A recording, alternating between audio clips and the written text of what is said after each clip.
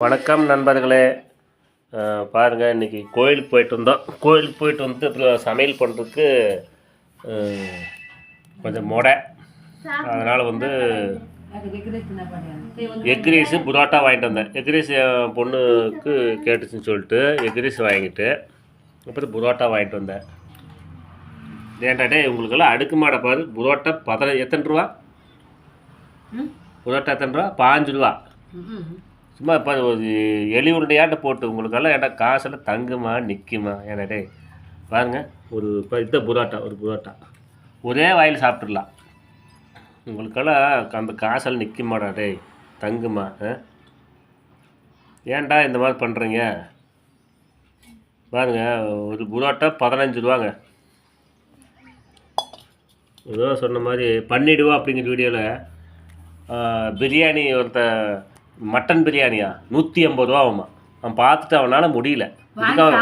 வாய் சாப்பிட்டு ப்ரோ ஒரு நாள் ஃபுல்லாக பிரியாணி சாப்பிடுங்க ப்ரோ அப்படின்ட்டு அப்புறம் லூர்த்து பிரியாணி ஏதோ பக்கம் சாப்பிட்டா 30 ரூபா 40 ரூபா 50 ரூபா சாப்பிட்டா வயிறாக சாப்பிட்டா. கடைசியில் வந்து 150 ரூபாய்க்கு மட்டன் பிரியாணி பீஸே இல்லையாமா. அந்த மாதிரி இல்லை வாங்கிட்டா. அந்த மாதிரி பண்ணிடுவா அப்படிங்கிற சேனல் வந்து ப்ரோ ஒரு நாள் பண்ணிடுவோம் குக்கும் அப்படின்னு வருது. குக்கும் பண்ணிடுவோம். திண்டுக்கல்கார பையன் அந்த பையன் வந்து பிரியாணி ஒரு நாள், அதாவது கமெண்டில் வந்து யார் என்ன சொல்கிறாங்களோ அது பிறகு பண்ணுறது. அப்புறம் ஒரு ஊருக்கு போய் அந்த ஊரை சாப்பிட்றது. நல்ல வீடியோ தான் போடுறா. அப்படி வரவேற்கத்தக்க விஷயந்தான்.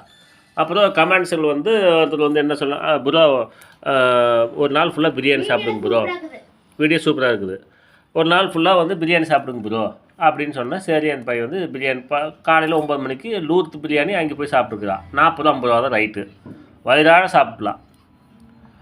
அப்புறம் இன்னொரு இதுக்கு மத்தியானம் போய் சாப்பிட அது வயிறாக மட்டன் பிரியாணி சிக்கன் நைட்டில் ஒரு பிரியாணி கடையில் வாங்கிட்டு போய் பார்சல் பண்ணி போயிருக்கிறான். கையளவுக்கு தான். ஏன்டா டே ஒரு புரோட்டா 15 ரூபா போடுறீங்களே, உங்களுக்கெல்லாம் அடுக்குமாடா? நானாலும் 5 ரூபாய்க்கு காளான் போட்டேன்டா. 5 ரூபாய்க்கு காளான் போட்டேன், அடுக்குமா?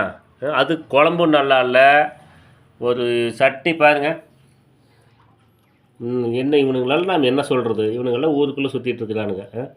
பாருங்கள் சட்னி, பாருங்கள் சட்னி அமைது பாருங்கள், இலையில் போட்டு கொடுக்குது.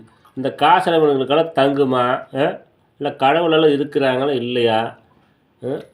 அதுக்கு நான் என்ன பண்ணுறதுன்னு சொல்லிவிட்டு நாய் மாதிரி போய் சரி வீட்டில் ஒரு கோயிலுக்கு போயிட்டு வந்தோம். என்ன கோயிலுக்கு போயிட்டு சரி வந்தால் சரி வீட்டு டிஃபன் வாங்கிக்கலாம் அப்படின்ட்டு ஒரு அளவுக்கு பண்ணுங்கடா. ஏன்டா இந்த மாதிரி பண்ணுறீங்க?